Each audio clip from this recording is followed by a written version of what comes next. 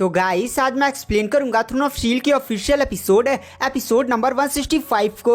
तो गाइस अगर आपको हमारी इस वीडियो की एक्सप्लेनेशन पसंद आती है तो चैनल को लाइक सब्सक्राइब जरूर करें। तो चलिए बिना किसी देरी के इस एपिसोड की स्टार्टिंग करते हैं। तो एपिसोड की स्टार्टिंग में टेंपल गैदरिंग कंपटीशन का सेकंड राउंड स्टार्ट होता है, जिसमें लॉन्ग हाउचन की टीम की तरफ से जाता है हान्यू को देखकर पूरी ऑडियंस ही काफी ज्यादा शॉक हो जाती है और कहती है भाई ये भी तो एक नाइट है, साथ ही साथ इस बंदे की पावर लेवल 9 पर लग रही है। लॉन्ग हाउचन की टीम सच में काफी ज्यादा कमाल की है। यहाँ पर जो हान्यू होता है वो अरीना में काफी ज्यादा कूल सी एंट्री मारता है और अपना कवच और अपनी तलवार को निकालता है, जिसे देखकर पूरी ऑडियंस की जितनी लड़कियां होती है वो तो हान्यू पर फिदा हो जाती है और कहती है बाबू कैसे हो। इधर जो हान्यू का अपोनेंट होता है वो स्पिरिचुअल टेंपल का एक काफी ज्यादा पावरफुल लेवल 9 का एल्डर होता है, जो सीधे ही अरीना में एंटर करता है और हान्यू की तरफ देख कर कहता है मानना पड़ेगा बच्चे तू लेवल 9 का एक काफी ज्यादा मुझे स्ट्रॉन्ग घासिया नाइट लग रहा है, लेकिन तजुर्बे में मैं तुमसे ज्यादा स्ट्रॉन्ग हूँ, इसीलिए फाइट करने के लिए रेडी हो जा। और वहां पर वो जो एल्डर होता है वो तुरंत अपनी समनिंग को स्टार्ट कर एक काफी ज्यादा पावरफुल अपने बिस्ट को समन करता है और उसके बिस्ट का नाम होता है हेल स्कॉर्पियन। और हमें हेल स्कॉर्पियन को दिखाया जाता है जो सच में काफी ज्यादा डेविलिश लुक देता है। ये जो हान्यू होता है वह कहता है मैं भी आपके तजुर्बे को देखना चाहता हूँ, तो थोड़ा सा भी मुझ पर नरमी मत बरतिएगा। यहाँ पर जो एल्डर होता है वह कहता अच्छा तुम्हें अपनी पावर पर लगता है काफी ज्यादा घमंड है। इसी के साथ वो अपने हेल स्कॉर्पियन को ऑर्डर देता है अटैक करने के लिए। हेल स्कॉर्पियन तुरंत पहले ऐसे धुआं चारों तरफ फैले दे देता है और अपने धुएं के अंदर से बहुत सारी बीम से हान्यू पर शूट करने लगता है। हान्यू को हेल स्कॉर्पियन दिखाई नहीं दे रहा होता है, केवल उस पर लगातार अटैक्स किए जा रहे होते हैं। कभी कभी हेल स्कॉर्पियन का केवल कुछ झलके दिखाई दे रही थी। तो यहाँ पर जो हान्यू होता है वह कहता है पहले मुझे इस हेल स्कॉर्पियन की लोकेशन को ढूंढना होगा, वरना मैं इस एल्डर को हरा नहीं पाऊंगा, कुछ दिखेगा नहीं तो कहां पर वैसे अटैक मारूंगा। इसलिए यहाँ पर जो हानि होता है वो तुरंत आसमान में उड़ जाता है और हेल स्कॉर्पियन की लोकेशन को देखने की कोशिश करने लगता है, लेकिन अचानक से उसके पीछे से काफी ज्यादा पावरफुल एक बीम शूट होती है। लेकिन यहाँ पर जो हानि होता है उस बीम को डॉज कर लेता है, पीछे जाकर सिक्योरिटी फॉर्मेशन से टकराते हैं और वहां पर काफी ज्यादा बड़ा धमाका होता है। यहाँ पर जो हानि होता है वह कहता बहुत हो गया छुपना छुपाना, तुम्हारे हेल स्कॉर्पियन की औकात अभी दिखाता हूँ। इसी के साथ वो अपने एविल आई बिस्ट को समन करता है। जैसे उसका एविल आई बिस्ट समन होता है वहां पर एक काफी ज्यादा खतरनाक भयानक लाल कलर की आवा फैल जाती है। एविल आई स्पिरिट को देखकर यहाँ पर जो एल्डर होता है वो भी काफी ज्यादा डर जाता है और कहता है ये तो एविल आई बिस्ट है जो किसी को भी ढूंढने में काफी ज्यादा सक्षम होता है। इधर पूरी ऑडियंस भी एविल आई बिस्ट को देखकर एकदम हिल जाती है और कहती है भाई ये तो एविल आई बिस्ट काफी ज्यादा हाई लेवल का लग रहा है, 1000 सालों में देखा जाने वाला सबसे ज्यादा स्ट्रॉन्गेस्ट एविल आई बिस्ट लग रहा है। इधर जो हानि होता है वो अपने बिस्ट को ऑर्डर देता है कि भाई उस हेल स्कॉर्पियन को ढूंढो। वहां पर जो एविल आई होता है वो तुरंत पूरे एरिना को स्कैन करता है और चारों तरफ देखिए आंखों को फैल जाती है और वो फाइनली कुछ ही देर के अंदर जो हेल स्कॉर्पियन होता है उसकी लोकेशन को ढूंढ लेता है। यहाँ पर जो हानि होता है तुरंत उस लोकेशन पर मतलब हेल स्कॉर्पियन पर अटैक करता है, लेकिन जो हेल स्कॉर्पियन होता है वह तुरंत हानि के अटैक को डॉज कर देता है और तुरंत हानि पर कुछ बीम शूट करता है। लेकिन वहां पर जो हानि होता है वो तुरंत अपनी स्वॉर्ड का यूज करते हुए उन सभी अटैक को डिस्ट्रॉय कर देता है। इधर जो हानि होता है वो अपने बिस्ट को कमांड देता है और बहुत सारी एविल आई बिस्ट की आंखें दिखाई देती हैं और उस आंखों से बहुत सारी बीम से सीधे हेल स्कॉर्पियन पर शूट होने लगती है। हेल स्कॉर्पियन उन बीम से बचने की कोशिश करता है, लेकिन एक बीम उसे काफी ज्यादा खतरनाक लगती है, जिससे हेल स्कॉर्पियन जाकर सीधे अरीना की सिक्योरिटी फॉर्मेशन से टकराता है और वहां पर हेल स्कॉर्पियन का एकदम हालत खराब हो चुका होता है। अब इस एल्डर को यह देखकर काफी ज्यादा गुस्सा आ जाता है और वह सीधे हानि की तरफ देख कर कहता है अब मैं तुम पर अपनी सबसे ज्यादा स्ट्रॉन्गेस्ट टेक्निक का यूज करने वाला हूं। इसी के साथ वो कोई सीक्रेट टेक्निक को परफॉर्म करता है और सीधे ही अपने हेल स्कॉर्पियन बिस्ट में डाल देता है, जिसकी वजह से उसका जो बिस्ट होता है उसकी पावर काफी ज्यादा बढ़ जाती है और पूरा बिस्ट हील हो जाता है। अब उसकी पावर दोगुनी हो चुकी होती है और जो हेल स्कॉर्पियन बिस्ट होता है वो सीधे हानि पर बहुत सारी बीम से शूट करने लगता है और काफी ज्यादा अटैक्स भी करता है। लेकिन यहाँ पर जो हानि होता है उसके सभी अटैक्स को एकदम इजिली डॉज किया जा रहा होता है। हमें लॉन्ग हाउचन और शायर को दिखाया जाता है, वो लोग भी फाइट्स को देख रहे होते हैं, जहां पर जो लॉन्ग हाउचन होता है वो बताता है कि हान्यू ने भी इन सालों में काफी ज्यादा खतरनाक लेवल की कल्टीवेशन की है, जिसकी वजह से उसकी भी पावर काफी ज्यादा बढ़ चुकी है और हान्यू को हराना इतना ज्यादा आसान नहीं होगा। यहाँ पर जो हान्यू होता है वो एक बढ़िया सा मौका देखता है और सीधे ही एक बहुत ही ज्यादा बड़ी छलांग लगा देता है और सीधे ही हेल स्कॉर्पियन के उस एल्डर के पास पहुंच जाता है और उस एल्डर के साथ फाइट करते हुए सीधे ही अपने शील्ड से मारकर उस एल्डर को तुरंत हेल स्कॉर्पियन से नीचे पीछे ढकेल देता है। हेल स्कॉर्पियन अपने डंक से सीधे ही पीछे से हान्यू पर अटैक करने वाला होता है, लेकिन यहाँ पर जो हान्यू का एविल आई बिस्ट होता है वो तुरंत आसमान में काफी ज्यादा पावरफुल रेड कलर की बीम को शूट करता है, जिस सीधे जाकर हेल स्कॉर्पियन के पर पड़ती है जो हान्यू को पीछे से मारने वाला था।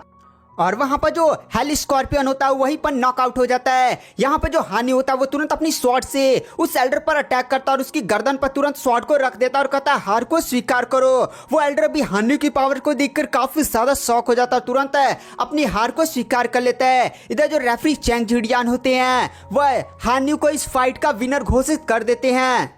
हान्यू को इस फाइट को जीतता हुआ देखकर जो लॉन्ग हाउचन के टीम के सभी मेंबर्स होते हैं वो हान्यू को चीयर अप करने लगते हैं और काफी ज्यादा खुश हो जाते हैं। और फिर ऐसे टेंपल गैदरिंग कंपटीशन फाइट्स होती है जहां पर शायर के दादाजी भी अपने अपोनेंट को काफी ज्यादा इसलिए हरा देते हैं, शायर भी काफी ज्यादा अपने अपोनेंट को हरा देती है। और यहाँ पर मतलब सभी लॉन्ग हाउचन के टीम मेंबर्स अच्छा खासा करते हैं, बट यहाँ पर जो डुआनी होता है उसका मेज टेंपल के काफी ज्यादा लेवल 9 के मैजिशियन के साथ सामना हो जाता है, जिसकी वजह से डुआनी हार जाता है। यहाँ पर जो वांग युआनियान होते हैं वो भी अपने अपोनेंट को काफी ज्यादा इसलिए हरा देती है। और यांग फेंग साउ यानी लॉन्ग हाउचन की टीम का केवल जो डुआनिन था वही अभी तक केवल नॉकआउट हो गया गेम से, क्योंकि वो हार चुका है। इधर जो रेफरी चैंग जिडियान होते हैं वो नेक्स्ट फाइट की अनाउंसमेंट करते हैं, जो नेक्स्ट फाइट होने वाली थी लॉन्ग हाउचन की टीम के चैनिंगर और उसका अपोनेंट होता है मेज टेंपल का एक काफी ज्यादा पावरफुल फायर मैजिशियन, और ये भी लेवल 9 का मैजिशियन होता है। यहाँ पर जो चैनिंगर के दादाजी और चैनिंगर की दादी जी होती है वो चैनिंगर को फाइट में आता हुआ देखकर वो लोग भी काफी ज्यादा खुश हो जाते हैं, क्योंकि पोती थी ना उनकी, तो एक्साइटमेंट तो होगा ही।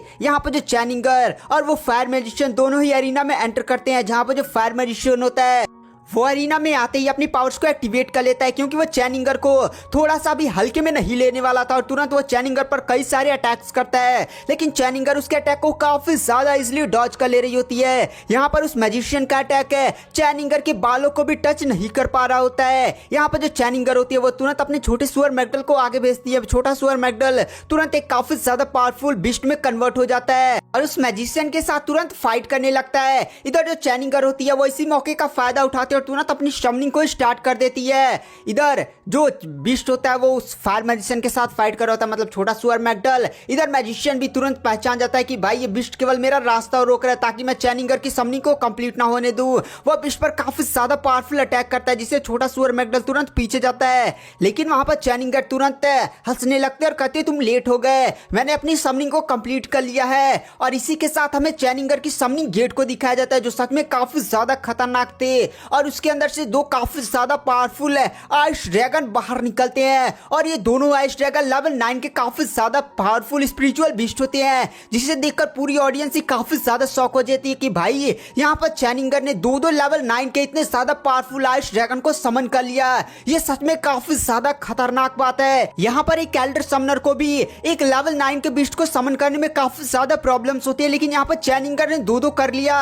यहाँ पर ये जो फायर मैजिशियन होता है वो भी चैनिंगर के दो लेवल 9 के ड्रैगन को देखकर काफी ज्यादा शॉक में था और तुरंत वो अपनी बॉडी से अपनी पूरी पावर को अनलिश करती हुई कहता है अब चैनिंगर तुम मेरे सबसे ज्यादा स्ट्रॉन्गेस्ट है फायर टेक्निक का सामना करो, और काफी ज्यादा पावरफुल एक आग का गोला तैयार करता है। यहाँ पर जो चैनिंगर होती है वो तुरंत अपने बिस्ट गॉड डोमिन की पावर्स का यूज करती है और चैनिंगर के पीछे काफी ज्यादा पावरफुल बिस्ट गॉड की आकृति दिखाई दे जाती है, और बिस्ट गॉड डोमिन के अंदर से काफी ज्यादा पावरफुल लाइट अनलिश होती है जो सीधे जाकर उन दोनों ड्रैगन्स पर पड़ती है, जिसके कारण वो जो दोनों आइस ड्रैगन होते हैं वो इवॉल्व हो जाते हैं और लेवल 9 के और भी ज्यादा स्ट्रॉन्ग बिस्ट बन जाते हैं। यहाँ पर जो चैनिंगर होती है वह कहती है चलो बिस्ट अपनी पावर्स को शो करो, और अचानक से जो दोनों बिस्ट होते हैं वो एक दूसरे के साथ कंबाइन होने लगते हैं, और एक दूसरे के कंबाइन होने के साथ वो लोग अपनी डोमेन को अनलिस्ट करते हैं, और डोमेन की वजह से उनकी पावर काफी ज्यादा बढ़ने लगती है। चैनिंगर की दादी भी चैनिंगर के बिस्ट को डोमेन की पावर्स का यूज करते हुए देखकर काफी ज्यादा हिल जाती हैं।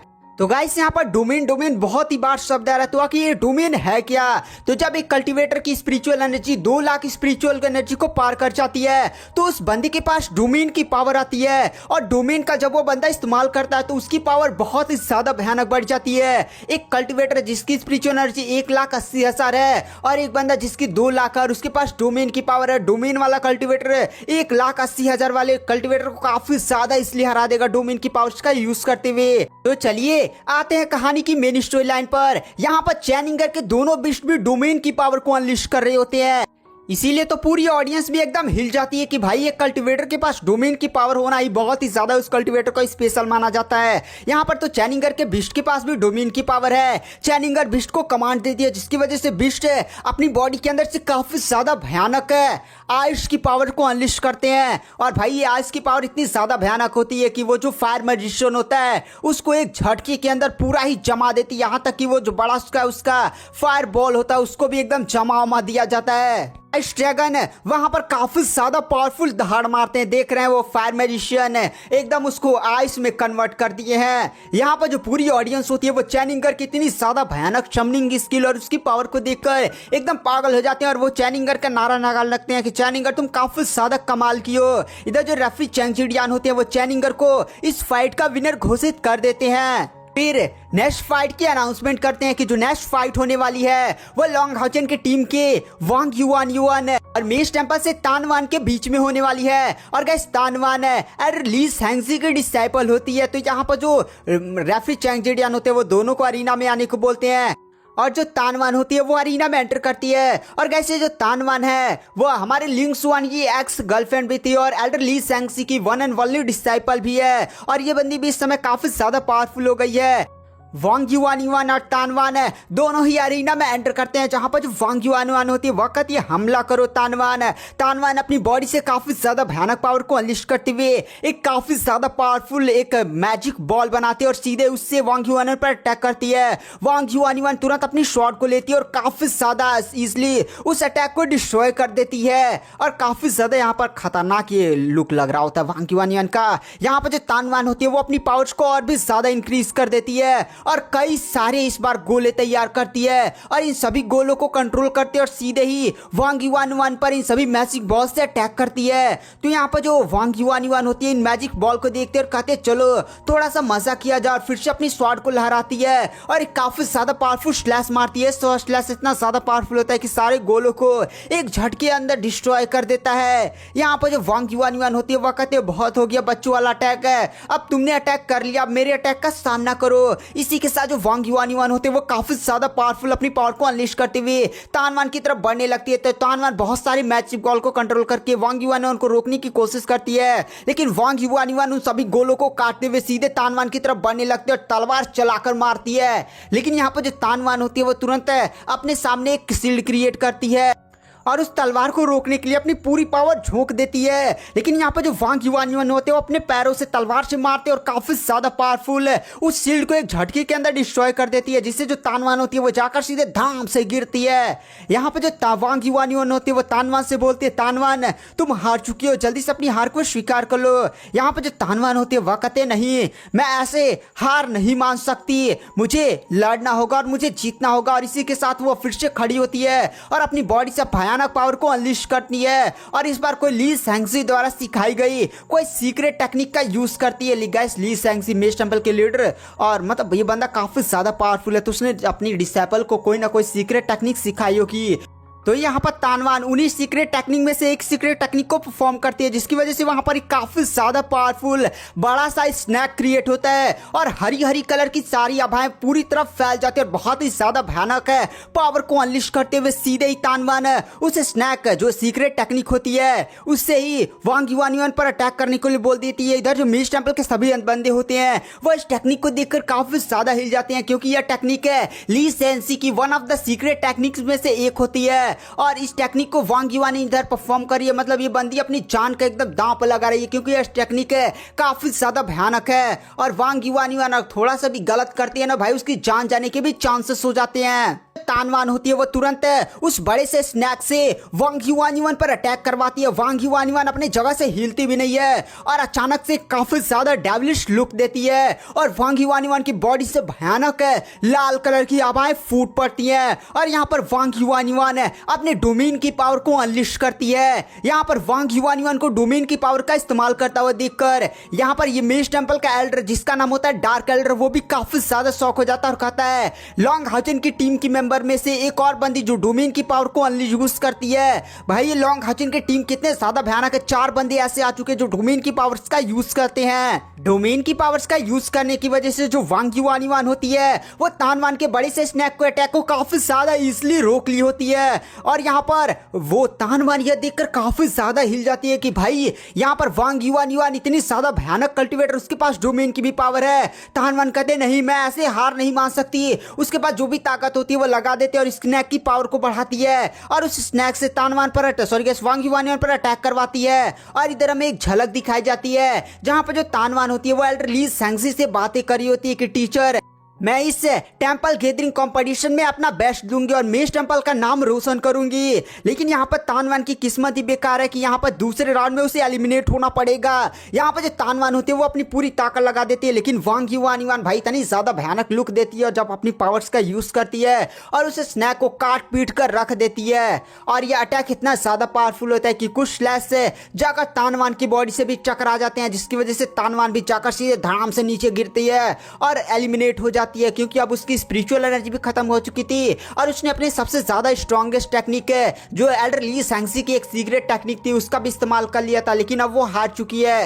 यहाँ पे जो वांग युआनिवान होते हैं उसकी गर्दन पर स्वॉर्ड रख लेती है और कहते हैं तानवान हार को स्वीकार करती हो ना, तो तानवान भी हाँ बोल देती है। इधर जो टेंपल के एल्डर्स होते हैं वो वांग युआनिवान की पावर को देखकर कहते हैं भाई यहाँ पर वांग युआनिवान के पास डोमेन की पावर है। वांग युआनिवान हमारे वॉरियर टेंपल की सबसे ज्यादा जीनियस बंदी बन गई, मानना पड़ेगा। वॉरियर टेंपल की वो होप है, तोप है। इधर जो वांग युआनिवान होती है वो जाकर सीधे तानवान को हाथ देते और कहती है ये केवल एक कंपटीशन है, हम लोग एक दुश्मन नहीं है। और सीधे वो तानवान को हाथ देते उठाती है, तानवान भी उठती है और फिर सभी लोग के बीच में अच्छी खासी दोस्ती वोस्ती हो जाती है। और इधर जो रेफरी चैंग चुडियान होते हैं वो वांग युआनिवान को इस फाइट का विनर घोषित कर देते हैं और अनाउंसमेंट करते हैं कि जो सेकंड राउंड है वो एंड हो चुका है, तो थोड़ा सा आप लोग ब्रेक ले सकते हैं। इधर जो वांग युआनिवान होती है वो फिर से अपने टीम मेंबर के पास जाती है, जहां पर जो लिन सुआन होता है वो तो वांग युआनिवान की तारीफ करता है कि भाई तुमने तानवान को क्या पीटा, एक्स गर्लफ्रेंड थी ना, तो थोड़ा सा मजे वसे ले रहा था, तो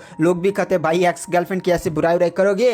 इधर कुछ टाइम बाद टेंपल गैदरिंग के कॉम्पिटिशन के थर्ड राउंड को स्टार्ट किया जाता है और थर्ड राउंड में जो फर्स्ट फाइट होने वाली थी वह होने वाली है लॉन्ग हाउचेन की टीम से सायर और एसासियन टेंपल के हेड सैंग्यू से। गाइस सायर और सैंग्यू इन दोनों के बीच में दादा और पोती का रिश्ता, मतलब सायर के दादाजी होते हैं। तो आप लोग सोचेंगे कि भाई दादा और पोती के बीच में फाइट होगी तो कौन जीतेगा, तो गाइस फाइट नहीं होती। यहाँ पर जो एसासियन टेंपल के हेड सैंग्यू होते हैं ना वो अपनी हार को स्वीकार कर लेते हैं और वो सायर से फाइट नहीं करते हैं। तो गाइस आप लोग बोलोगे भाई तुम कैसे जानते हो, तो गाइस मैं थोड़ा सा नॉवल एक्सप्लेन कर रहा हूँ। तो अगर आप ली सैंगजी और लॉन्ग हाउचेन की लास्ट वाली फाइट्स को देखना चाहते हैं जहाँ पर मेष टेंपल के हेड ली सैंगजी और लॉन्ग हाउचेन के बीच में फाइट होगी, तो मैंने उसका लिंक आपको डिस्क्रिप्शन बॉक्स में दे दिया, आप जाकर वहाँ पर चेकआउट कर सकते हैं। तो चलिए बिना किसी देरी के इस एपिसोड को यहीं पर एंड कर देते हैं। इस टेंपल गैदरिंग कॉम्पिटिशन में केवल फाइट्स ही फाइट्स हैं, तो अगर आपको देखना है तो चैनल में भी जा सकते हैं। तो थैंक यू, बाय बाय। मैं इस सीरीज का नेक्स्ट एपिसोड जल्दी अपने चैनल पर अपलोड कर दूंगा, तो थैंक यू, बाय बाय।